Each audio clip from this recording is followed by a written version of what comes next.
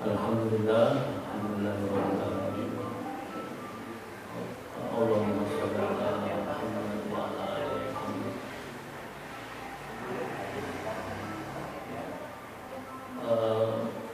Saudara-saudara jamaah Masjid Miftahul Jannah yang saya hormati dan insyaallah dimuliakan oleh Allah Subhanahu wa taala. Pertama-tama mari kita panjatkan puji syukur kepada Allah Subhanahu wa taala atas segala nikmat yang telah Allah berikan kepada kita. Yang kedua kalinya shalawat dan salam tentu dengan Nabi besar kita Nabi besar Muhammad sallallahu alaihi wasallam. Walaupun hari ini tidak ada penceramahnya, tetapi untuk apa yang mungkin kalau bahasa Pak Ringgani supaya ini menjadi istiqomah kajian ilmunya, saya mengajak kita untuk mengaji bersama.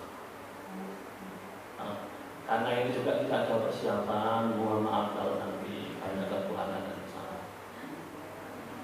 Saya beberapa saat yang lalu itu membaca buku yang saya kira menarik. Setiap hari setidaknya kita itu dipanggil hayya 'alal falah, itu kita kurang lebih 15 kali. Kerja 2 kali, sholat iqamat 1 kali, jadi kali 15 kali dalam sehari. Kata hayya 'alal falah itu kita dengar, mengajak kepada kemenangan, mengajak kepada kebahagiaan. Ayo panggilan, ayo kita menuju kepada kemenangan. Hayya 'alal falah, dan kita menjawabnya la haula wala quwata illa billah. Sebenarnya falah itu menurut arti, mohon maaf ya Pak Riza, mungkin dikoreksi saya, itu pada kemenangan, juga pada berarti kepada kebahagiaan.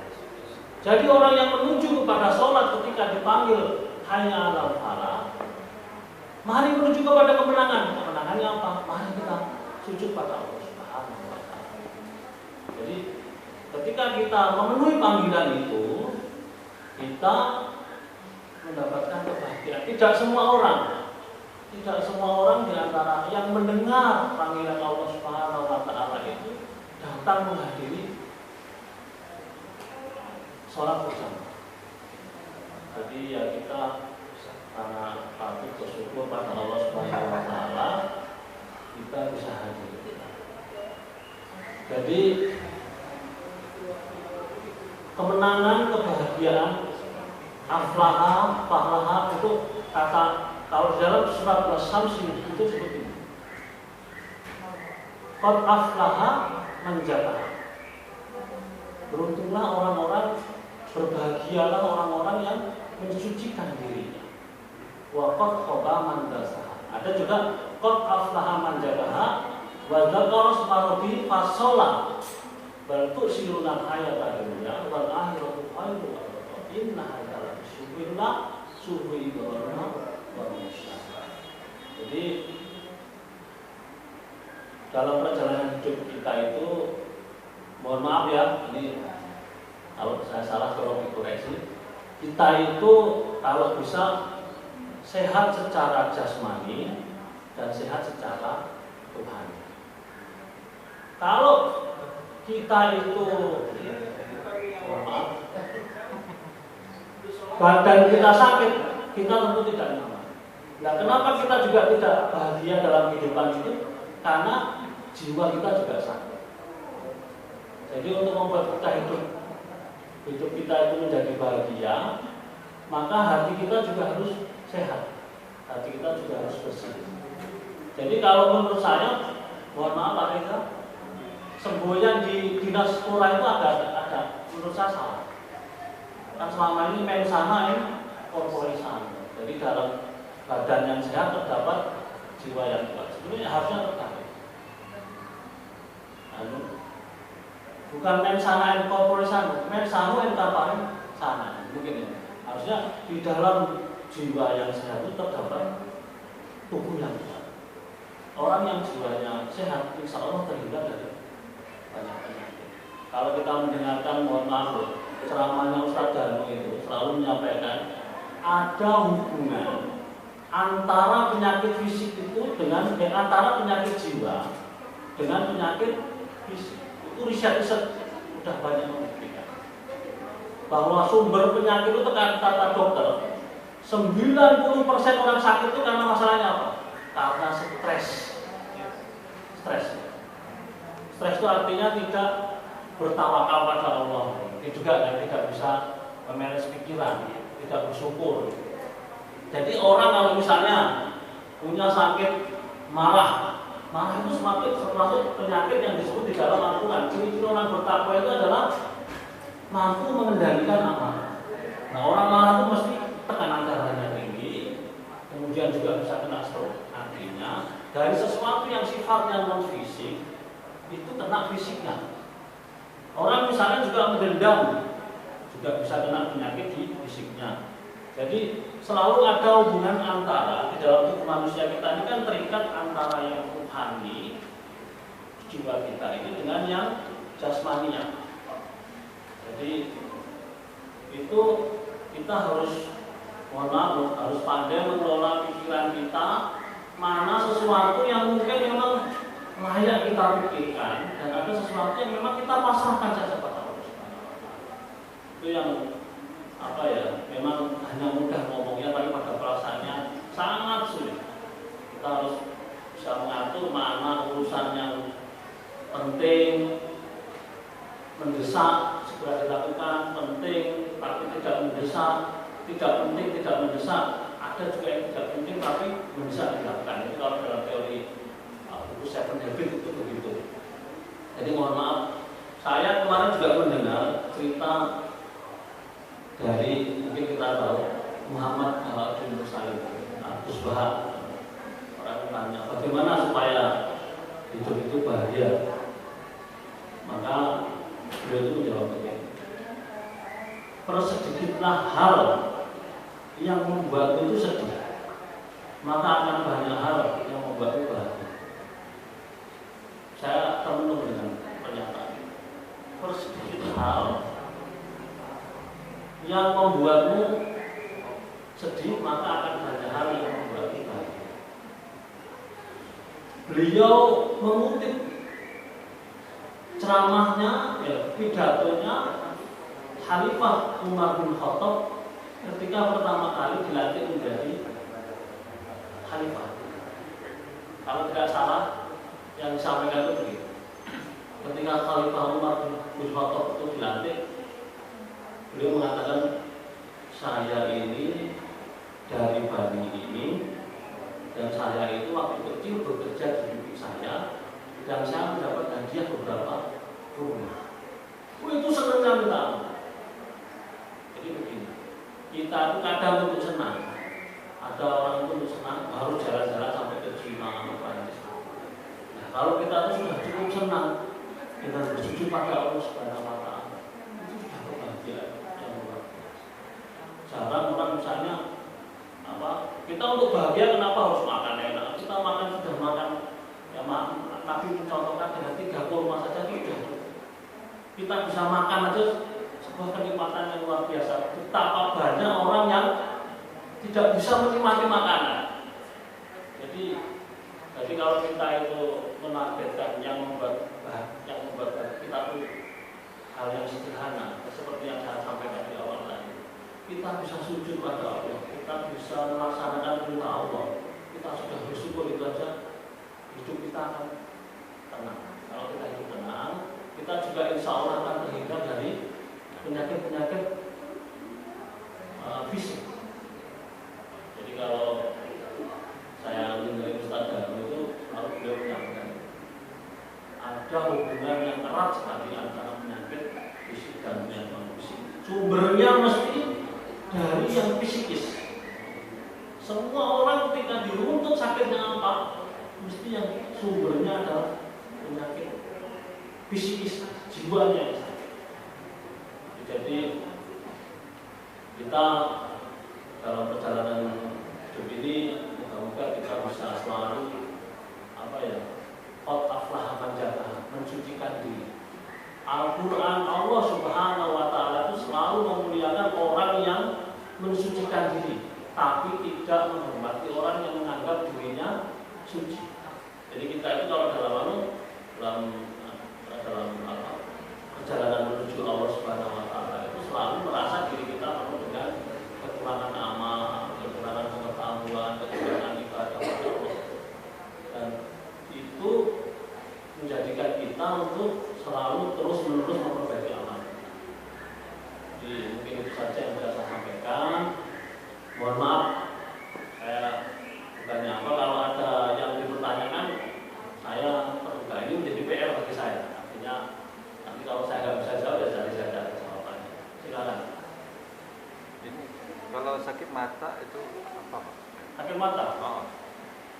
Sakit mata. Ada begini. Ini maaf ya Bang. Tidaklah kaki tersandung, tidaklah sakit, kecuali karena dosa. Ya, dan juga gitu. Jadi kita itu kadang-kadang mengalami sesuatu bukan semata-mata itu terjadi takdir berusaha, tapi ada sebab-sebabnya kita menerima itu. Misalnya ada dosa-dosa itu yang Allah hukum di dunia, nggak ditunggu itu sampai di akhir. Misalnya kayak melawan orang tua, itu nggak ditunda sampai akhirat. Dunia kita sudah terima. Nah, mungkin mata kita itu melihat yang nggak boleh kita lihat. Habis itu kena diingatkan. Sebenarnya sakit itu apa diingatkan, jangan memandang yang nggak boleh gitu. Ya kalau jangan ikuti pandangan begini Bang. Jangan ikuti pandangan. Yang pertama itu halal, yang kedua haram. Terus habis itu mandang terus nggak oleh-oleh, itu ya jangan diikuti cara pandang. Saya tahu loh. Ya kira-kira mohon maaf itu yang saya pahami. Kira-kira ada yang lain yang begini. Hah? Tanda ini. Oh yang begini. Ya. Jadi mohon maaf ya Pak Reza. Setahu saya prinsip agama Islam itu selain kita itu menjalankan rukun Islam, yang rukun Islam itu sebetulnya tahapan. Misalnya kayak kita yang pertama syahadat, hanya lisan kita. Kemudian kita sholat harus badan gerak. Kemudian kita puasa atau zakat kita mengeluarkan uang. Haji kita keluar uang, keluar tenaga, keluar dan macam-macam pergi jauh. Jadi itu tahapan. Nggak ada tahapan sebetulnya yang paling akhir dari semua itu. Yang sebetulnya saya pahami itu rangkaian dari rukun Islam semua. Apa itu? Amar ma'ruf nahi munkar. Jadi begini, sholat itu mencegah dari perbuatan keji dan munkar. Itu ada di Al-Quran. Puasa juga kita empati kepada yang miskin supaya kita tidak takhil, kita tidak fikir. Kita zakat juga supaya kita tidak takhil. Haji kita supaya umat Islam itu saling bersatu. Jadi semua perintah itu intinya supaya kita bisa menegakkan yang ma'ruf dan mencegah yang munkar. Jadi begini. Jadi mohon maaf ya, kalau kita itu ada kan Ustadz Sobri apa Ustadz Ahmad atau Pak Rizal menyampaikan itu, tidak mencium bau surga orang yang kekenyangan sementara tangganya kelaparan. Ada juga begini, ada juga hadis yang lain, dia berpakaian, tetangganya tidak berpakaian. Nah, kalau misalnya disampaikan istri pakaian suami pakai istri. Nah, kalau nggak ada yang berpakaian itu terserah dipikirkan sendiri bagaimana solusinya. Itu saya kira jawaban pertanyaan Pak Zul. Masya Allah. Jadi yang pasti kita itu yang pasti kehidupan itu harus menegakkan selalu kema'rufan dan mencegah kemungkaran. Caranya terserah kita. Ada hadis kalau ada kemungkaran, pertama cegah dengan tanganmu, tidak bisa dengan lisanmu, tidak bisa dengan hatimu. Itu juga ada, artinya itu tahapan dalam mencegah kemungkaran. Misalnya anak kita nggak sholat, ya dibilangin sholat, kayak ini. Ya, terus kalau nggak benar, pakai hadis Nabi kalau dia 7 tahun tidak sholat, tabok. Itu sudah, itu ketentuan hukum. Tetapi juga ada yang memahami hadis itu fungsinya menjalankannya terbalik. Jadi mohon maaf ya, kalau anak kita tidak sholat, dengan hal itu apa? Tampak saja. Artinya ekspresi wajah kita tidak sholat. Kalau dia tidak paham, kalau dia ngomongin sholat dengan kata-kata yang lembut, nggak sholat juga dengan kata-kata itu, ayo sholat. Nggak juga, sudah terserah.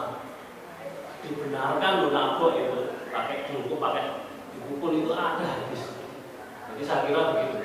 Kalau misalnya dengan hati ditapak dia sudah paham, berarti anak ini cerdas, dia tahu belum sholat. Ya, itu salah satu pentahapan itu. Sebagaimana kita ini kalau sholat berjamaah, maka kalau bisa amar ma'ruf nahi munkar juga berjamaah, tidak bisa kita sendiri. Itu saya kira implementasi daripada sholat berjamaah itu ya, kalau ada saudara kita yang kekurangan ya kita bantu. Ada saudara kita yang miskin, apa yang siapapun ya, itu kita bantu semampu kita. Setidak-tidaknya kita membantu dengan doa. Tapi saya itu paling takut sama Bang Zul itu kalau berdoa ya, karena ada hadisnya itu begini, di dalam hadis Sahih Bukhari itu disebutkan, siapa yang berdoa untuk saudaranya, maka sebelum saudaranya itu mendapat, dia sudah mendapatkan daun dan saya mengamalkan doa itu. Apa?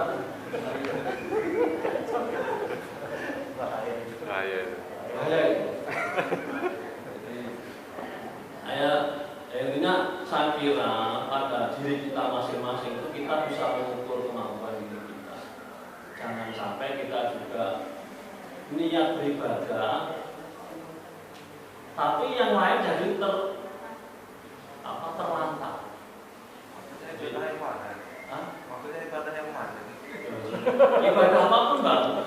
Jadi mohon maaf loh, saya juga pernah tanya teman-teman di jamaah tabligh. Kalau misalnya ibadah, mereka harus meninggalkan perbekalan yang cukup bagi yang ditinggalkan.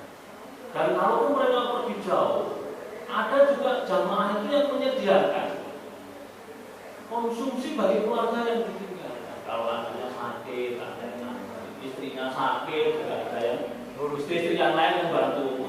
Bukan ada yang ngurus. Ada yang membantu. Jadi jangan sampai bahkan ya, ibadah ritual kita itu dilarang, tahu saya, kalau itu mengganggu ibadah-ibadah wajib kita. Misalnya begini, saya pernah baca itu tentang kagak membantah Ibnu Qayyim al-Jauziyah. Cara setan menggoda manusia itu, yang pertama, setan itu meminta kita itu untuk melakukan yang haram. Enak itu main-main, enak itu yang haram-haram itu. Nanti kalau kamu buat salah, tinggal minta ampun aja sama Allah. Itu kalau kita nggak mau, setan menggoda dengan cara yang kedua. Nggak usah laksanakan sholat sunnah, sampai cukup wajib aja. Jadi kalau kamu baca Quran, kamu tadi sudah nolong orang cek sudah. Nah, udah cukup dengan itu atau semalam udah ngaji. Kita terus kalau gagal juga, yang ketiga cara setan adalah suruh melakukan hal-hal yang mubah, hal-hal yang meramaikan. Jadi misalnya untuk lupa sholat malam, terus artinya tidak prioritas, nonton YouTube terus lupa ngaji, juga cara-cara yang digunakan setan. Cara yang keempat itu pinternya setan. Kalau itu yang mubah itu tidak bisa dilakukan, apa? Suruh banyak ibadah. Ayo kamu ibadah. Kamu ini orang paling alim di musola al-miftah. Kamu paling rajin baca Quran. Kamu paling rajin sholat. Nah, itu cara setan menggoda manusia sehingga muncul kesombongan dari ibadah. Itu juga cara. Dan yang kelima, yang adalah setan itu membuat kita itu lupa prioritas. Prioritas. tetangganya lagi gotong royong kita ngaji. Itu juga ada katanya itu cara setan untuk menggoda. Padahal tetangganya butuh pertolongan malah ngaji. Harusnya kita nolong tetangga dulu, kerja bakti dulu, baru kita kan ngaji masih banyak waktu, tetapi kerja bakti itu tidak setiap saat. Nah, disitulah kita pandai-pandainya kita untuk mengatur waktu kita sehingga kita bisa berhubungan dengan Allah dengan baik, dengan manusia juga dengan baik. Itu mungkin mohon maaf kalau ada yang kurang pas. Ada yang mau tanya lagi? Waduh, maaf, saya bukan mau tanya. Ada yang mau konfirmasi lagi? Udah ya? Oke. Terima kasih banyak.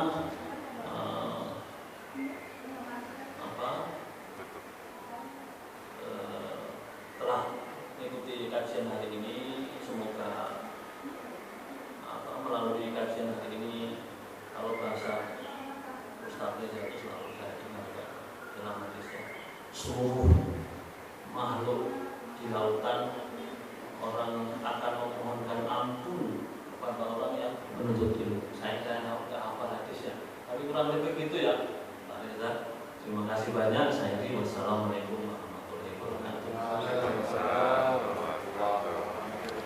Terima kasih Pak Ustadz.